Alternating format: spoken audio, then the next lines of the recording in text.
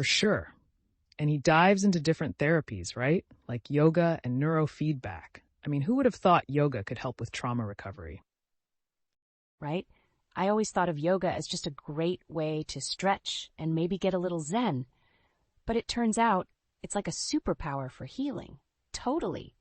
And he talks about neuroplasticity, which is the brain's ability to reorganize itself. That's such a cool concept. It means we have the potential to change our brain and heal, even after trauma. Yes. And there's this part where he discusses how trauma affects our ability to trust. That really resonated with me. It made me think of movies like A Star is Born, where characters struggle with their past to find love again. Oh, absolutely. That movie is a perfect example. It's all about how past experiences can impact current relationships.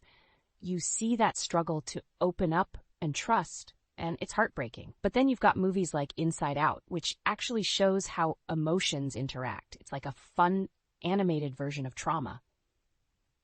And speaking of emotions, Dr. van der Kolk mentions that one of the key ways to heal from trauma is through connection, whether it's through therapy, support groups, or even artistic expression. Right. But here's a thought. Do you think all trauma can be treated this way? I mean, some people might say, you can't just fix it with yoga and meditation.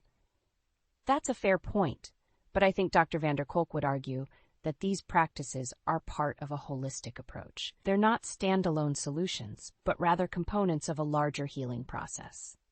True, I see your point, but I'm still skeptical about relying solely on these methods without more traditional treatments. It's important to find a balance, right? Definitely. Balance is key.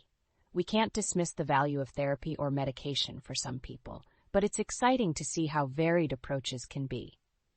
And it's nice to know there are options. I mean, who wouldn't want to try yoga for healing? Right? I'm sold. What's your biggest takeaway from the book, Jordan? I think it's the idea that healing is possible and that we need to address both the mind and body when dealing with trauma. It's empowering to know that we can take steps toward recovery.